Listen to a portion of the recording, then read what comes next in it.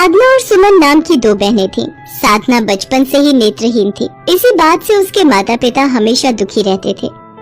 जय अम्बे गौरी, हे दुर्गा माँ, अपनी कृपा मेरे परिवार पर बनाए रखना। जय माँ दुर्गा।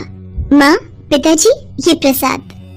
साधना, मुझे समझ नहीं आता तू माँ दुर्गा की इतनी पूजा क्यों करती है। तुझे क्या मिलेगा इतने पूजा पाठ से? मैं तुझे रोजाना माँ दुर्गा की पूजा करते देखती हूँ, पर उनकी पूजा से क्या फायदा? उन्हें तो तू देख भी नहीं सकती। ये सब चमत्कार किस्से और किताबों में ही मिलते हैं, सच में ऐसा कभी नहीं होता। मैं तो बस यही मानती हूँ। मेरी प्यारी छोटी बहन, मैं माँ दुर्गा को मन की आंखों से देखती हूँ। उन्होंने मुझे इतने अच्छे माता पिता, इतनी प्यारी छोटी बहन दी है। मुझे और क्या चाहिए? मेरे पास सब कुछ है और मेरी आंखों की रोशनी तो तुम हो ना। मुझे कहीं जाना होता है तो तुम हमेशा मेरा साथ देती हो। इससे बढ़कर मेरे लिए और क्या होगा? ये लो, तुम भी प्रसाद लो। सुनो जी, काश साधना के जीवन में ये दुख ना होता। समझ नहीं आता मेरी बच्ची के जीवन में क्या लिखा है। सही कह रही हो आशा, पर माँ दुर्गा ने कुछ तो हमारी बेटी के भाग्य में लिखा ही होगा। माँ की लीला वही जाने। साधना माँ दुर्गा की परम भक्त थी, पर सुमन को भगवान पर विश्वास नहीं था। इसलिए जब भी साधना माँ दुर्गा के मंदिर जाती तो सुमन मंदिर की सीढ़ियों पर ही बैठ जाती। सुमन, क्या तुम मंदिर के अंदर नहीं चलोगी? नहीं साधना, तुम पूजा करके आओ, मैं यही सीढ़ियों पर तुम्हारा इंतजार कर रही हूँ।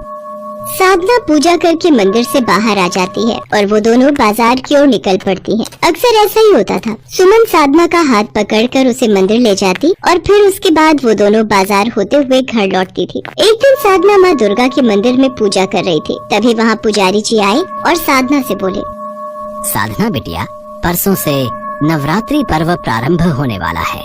मुझे पता है तुम देवी माँ के नवरात्रि व्रत कभी नहीं छोड़ती हो, इसलिए तुम्हें बता दिया। अच्छा हुआ पंडित जी, आपने याद दिला दिया। मैं कल ही पूजा का सारा सामान खरीद लूंगी। साधना नवरात्रि व्रत के लिए पूजा की सामग्री खरीद लाती है, पर जौ लाना भूल जाती है। अरे, मैं जौ लाना तो भूल ही गई। माँ पिताजी भी घर पर नहीं है। अब क्या होगा? मुझे तो कलश स्थापित करना है, खेतरी बीजनी है। क्या हुआ साधना, तू इतनी परेशान क्यों है? सुमन, मैं कल तेरे साथ सब कुछ तो खरीद लाई थी, पर जौ खरीदना भूल गई। नवरात्रि व्रत शुरू करना था। सुमन, क्या तू बाजार से मेरे लिए जौ खरीद कर ला सकती है? ठीक है, मैं खरीद लाती हूँ, तू परेशान मत हो। सुमन बाजार से जौ खरीदने निकल पड़ती है। सुमन का ध्यान भटक जाता है और वो सड़क पर रखे एक बड़े पत्थर से टकराकर जमीन पर गिर जाती है। मेरा घुटना, मुझसे तो खड़ा भी नहीं हुआ जा रहा। मैं क्या करूँ? साधना मेरा इंतजार कर रही होगी, मुझे उसके लिए जौ खरीदने हैं। सुमन खड़ी भी नहीं हो पा रही थी, उसके घुटने पर चोट आई थी। अचानक एक बूढ़ी औरत उसके पास आती है। घबराओ नहीं बेटी, मुझे अपना हाथ दो, मैं खड़े होने में तुम्हारी सहायता करती हूँ। घुटने में बहुत दर्द है, मुझसे नहीं उठा जा रहा। तुम एक बार मुझे अपना हाथ दो, यकीन मानो तुम आराम से खड़ी हो जाओगी। सुमन ने अपना हाथ उस बूढ़ी महिला के हाथ में दिया और वो आराम से खड़ी हो गई। शुक्रिया अम्मा जी, पर दुकान तो बहुत दूर है, मुझे साधना के लिए जौ खरीदने हैं, मैं कैसे जा पाऊंगी? बेटी, तुम जौ खरीदने निकली हो? रुको, मेरे पास ये जौ है, मैंने पूजा के लिए खरीदे थे। तुम ये रख लो, मैं और खरीद लूंगी। आपने तो मेरी मुश्किल आसान कर दी, आपका बहुत बहुत शुक्रिया। सुमन घर लौटती है और बूढ़ी महिला के द्वारा दिए जौ साधना को दे देती है और सारी बात बताती है। शुक्र है देवी माँ ने उन बूढ़ी अम्मा को तुम्हारी मदद के लिए भेज दिया। लाओ, पहले मैं तुम्हारे घुटने पर दवाई लगा देती हूँ, फिर पूजा प्रारंभ करूँगी।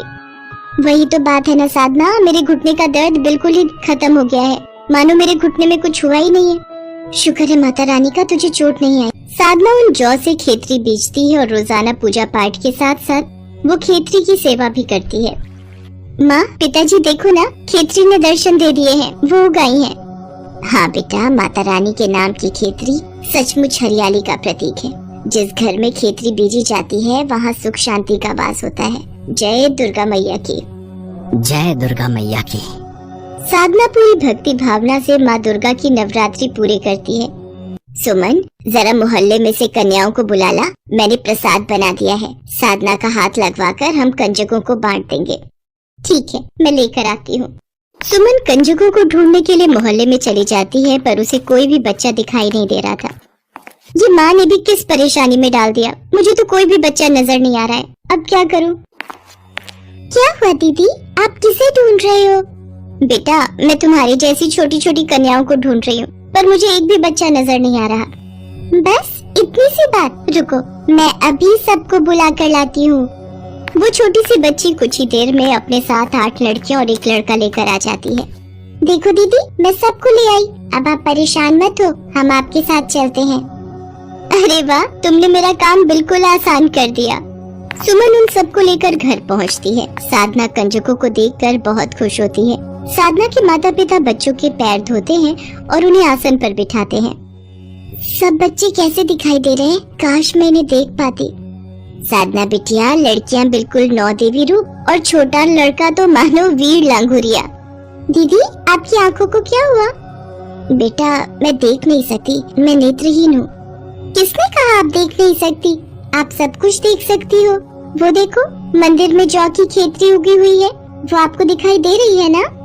अचानक जौ में से चमकदार रोशनी निकलती है और साधना की आंखों पर पड़ती है। मैं देख पा रही हूँ, मुझे सब कुछ दिखाई दे रहा है। माँ, पिताजी, सुमन, मुझे सब कुछ दिखाई दे रहा है। हाँ, मेरी आंखों की रोशनी ठीक हो गई, मैं देख सकती हूँ। आप सब दैवीय शक्तियाँ हो। माँ, मैंने आपको पहचान लिया।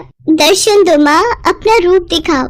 साधना के माता पिता और सुमन भी हैरान रह जाते हैं। 9 देवियाँ और हनुमान जी अपने रूप में आ जाते हैं। उनकी चमक से पूरे कमरे में रोशनी फैल जाती है। सुमन ने कभी भगवान पर विश्वास नहीं किया था, पर वो चौंक जाती है। वो देखती है देवी दुर्गा के रूप में उसे वही बूढ़ी अम्मा जी दिखाई दे रही थी, जिन्होंने उसकी सहायता की थी और खेती के लिए जौ दिए थे। सुमन भी देवी दुर्गा के चरणों में शीश झुका देती है। मुझे क्षमा करना माँ, मैं आपकी शक्ति को पहचान नहीं पाई। आपने ही तो मुझे उन अम्मा के रूप में पहले ही दर्शन दे दिए थे। आप महान हो देवी मैया, आपकी महिमा अपरंपार है। मैंने आज आपकी शक्ति को मान लिया। आपने मेरी बहन की आंखों की रोशनी लौटा दी। मैं तो सोचती थी ये सब किस्से कहानियों में ही होता है, पर भगवान साक्षात दर्शन देते हैं, मदद को आते हैं, ये मैंने आज जान लिया, मान लिया माँ।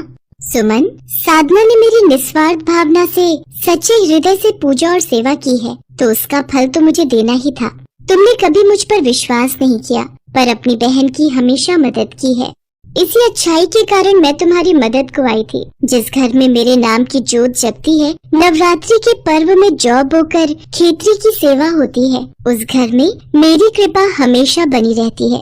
जो भी भक्त मुझे सच्चे हृदय से याद करके नवरात्रि में अष्टमी और नवमी तिथि को मेरी पूजा में 9 कन्याओं और लांगुरिया की पूजा करते हैं, उन पर मेरा आशीर्वाद सदा बना रहता है। मैं उनके जीवन में कभी कोई दुख या हानि नहीं आने देती। मेरा आशीर्वाद सदैव तुम सब पर बना रहेगा। साधना, सुमन और उनके माता पिता हाथ जोड़े चरणों में शीश झुकाए खड़े थे। देवियां और हनुमान जी अंतर ध्यान हो जाते हैं। उस दिन से सुमन भी साधना के साथ माता रानी की पूजा करने लगी और फिर कुछ समय बाद साधना और सुमन की शादी अच्छे परिवारों में हो जाती है। दोनों बहनें सुख से जीवन व्यतीत करने लगती हैं।